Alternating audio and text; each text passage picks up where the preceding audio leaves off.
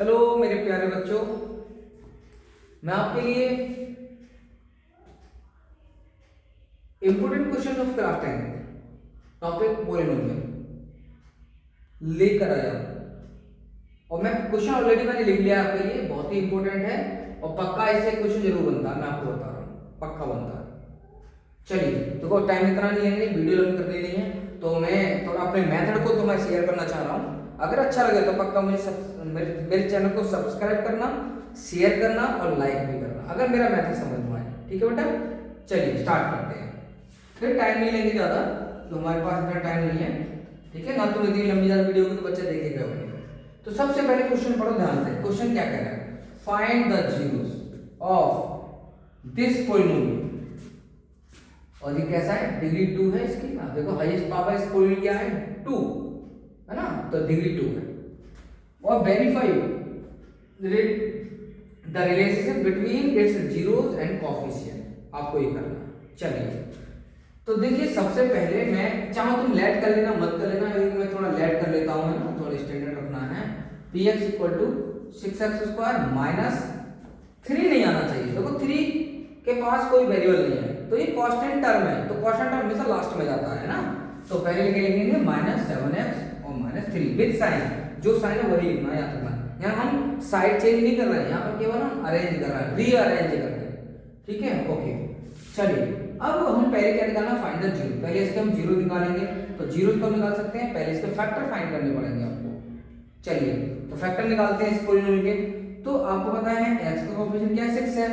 यहाँ constant term क्या है? 3 है। तो इन दोनों की क्या करोगे? मल्टीप्लाई। तो मल्टीप्लाई करेंगे तो 6 3 जा कितना हो जाएगा? 80, है ना।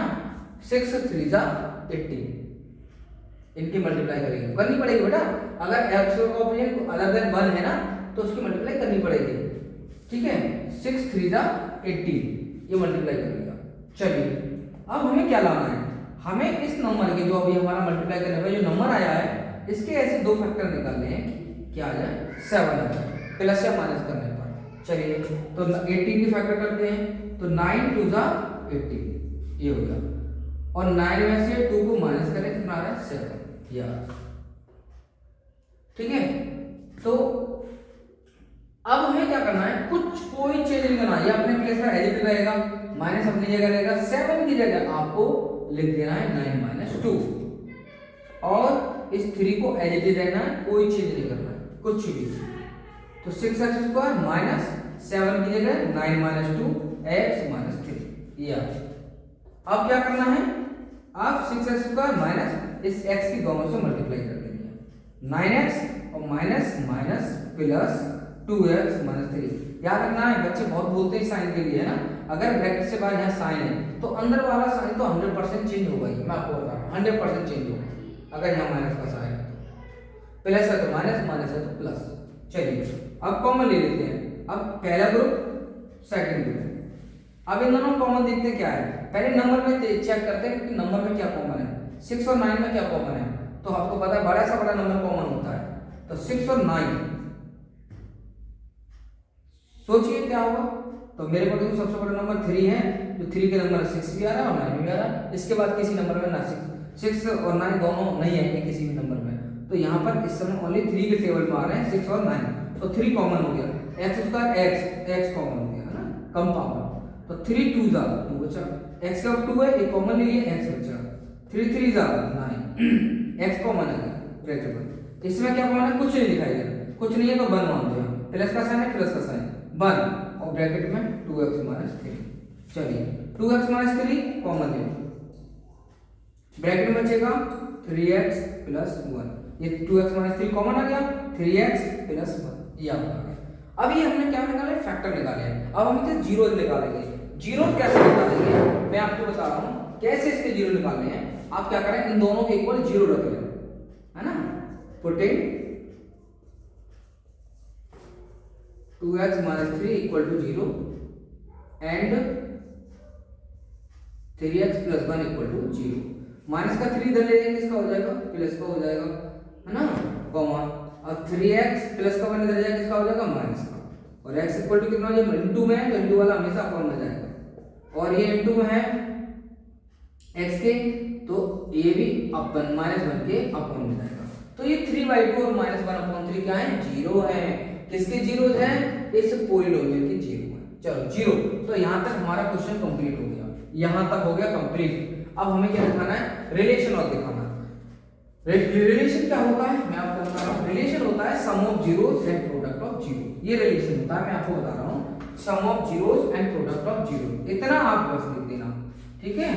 तो सम ऑफ जीरो मतलब सम ऑफ जीरोस का मतलब जीरोस का तुम्हें सम करना है। ये जीरो निकाले हैं तुम्हें, इनका प्लस करना है, प्लस का साइन लगाना है इनके बीच में। तो देखिए, तो 3/2 प्लस, और ये नेगेटिव नंबर है इसलिए इसको ब्रैकेट में लिख देते हैं। अब इसको सॉल्व कर लेते हैं, है ना। 3/2 प्लस माइनस माइनस 1/3 है ना, साइन का ध्यान रखना। अगर दो साइन एक साथ हैं तो उनकी मल्टीप्लाई होती है, प्लस माइनस माइनस। अब इनका एलसीएम लेते हैं, क्या आएगा, 3 2 का एलसीएम 6, 3 2 जा 6 लेके देख लेना। चलिए 2 3 जा, तो 3 3 जा, 3 2 जा 2 बन जा। इससे माइनस करेंगे, देखो माइनस का साइन है तो माइनस तो करना पड़ेगा 6। आपको कंफ्यूज होने की बिल्कुल जरूरत नहीं है। अब क्या करें, कुछ नहीं करना, सिर्फ थोड़ा सा लिखना है ना। माइनस का साइन लगाओ, लगाना पड़ेगा, याद रखना, सम में ऑफ जीरोस माइनस का साइन लिखना पड़ेगा। कंफ्यूज बिल्कुल मत हो, सोल्यूशन के लिए बहुत ही हेल्पफुल वीडियो है, याद रखना। माइनस साइन लगाओ और लिख दो कोएफिशिएंट ऑफ एक्स, है ना। कि अब देखो माइनस साइन, एक माइनस इसके अंदर चला गया, एक माइनस ये है, और माइनस माइनस प्लस होता है इसलिए। तो कोएफिशिएंट ऑफ एक्स और नीचे कोएफिशिएंट ऑफ, तो शॉर्ट में लिख दिया, ठीक है, कोएफिशिएंट ऑफ एक्स स्क्वायर। तो ये इतना लिखना है, बस प्लस करना है ना। और ये देखो लिख दो, ये तो तुम्हें पता होना चाहिए, ये तो तुम्हें पता होना चाहिए, हर जगह लिखा हुआ है ये, ठीक है। ज्यादा दिमाग लगाने की जरूरत नहीं है, बस प्रोडक्ट ऑफ जीरो, क्योंकि लास्ट मूवमेंट चल रहा है तुम्हारा बेटा, क्योंकि एग्जाम आने वाले हैं। 17 को आपका एग्जाम है मैथ का, तो मैं थोड़ा तुम्हें हेल्प कर रहा हूँ तुम्हारे लिए। तो प्रोडक्ट ऑफ जीरो, तो प्रोडक्ट ऑफ जीरोस, भाई प्रोडक्ट का मतलब क्या होता है, मल्टीप्लाई किसका, जीरोस का। तो जीरोस कौन सा हमारे, 3/2 माइनस 1/3, इनकी मल्टीप्लाई कर दो बस। तो 3/2 मल्टीप्लाई माइनस 1/3 कर दो, into -3/3 2 6।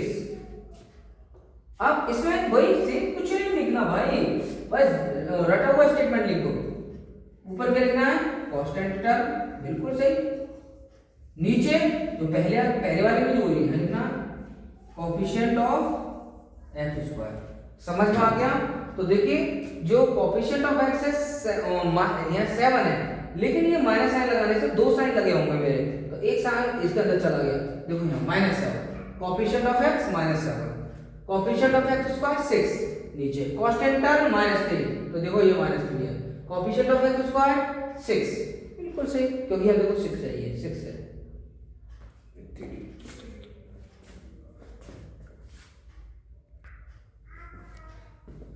Sorry my dear students, थोड़ा लाइट चली गई थी इसलिए थोड़ा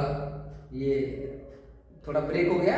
चलिए ओके बेटा, तो ये मैंने पूरा क्वेश्चन कर दिया, ठीक है। बहुत अच्छा क्वेश्चन है, इंपॉर्टेंट क्वेश्चन है, पक्का जरूर आता है, एक क्वेश्चन जरूर ही मिलता है, मैं आपको बता रहा हूँ।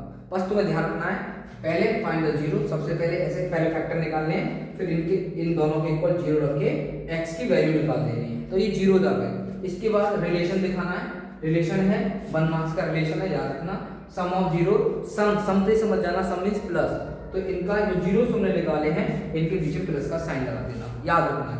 और माइनस प्लस माइनस एलसीएम ले लेना, 3 2 जा 6, 2 3 जा 3 3 जा, मल्टीप्लाई करोगे 3 को, ठीक है, 2 3 जा 3 3 जा, 3 2 जा 2 बन जा, ये बस तुम ये आ गया। बस ये देख लो कि 7 है, 7 है अपॉन 6, यहाँ 6 है, बस ये लिख दो, ये तो रटा हुआ स्टेटमेंट है भाई, माइनस कोएफिशिएंट ऑफ एक्स और coefficient of X square, product of zeros एक मल्टीप्लाई कर दो, ये आ गया, बस ये लिख दो, ये स्टेटमेंट लिख दो, constant term upon coefficient of X square, रटा हुआ स्टेटमेंट है भाई, पक्का आएगा 100% क्वेश्चन, याद रखना, ठीक है। चलिए थैंक यू, नेक्स्ट टॉपिक लेके आते हैं अभी आपके लिए नया टॉपिक इसी का।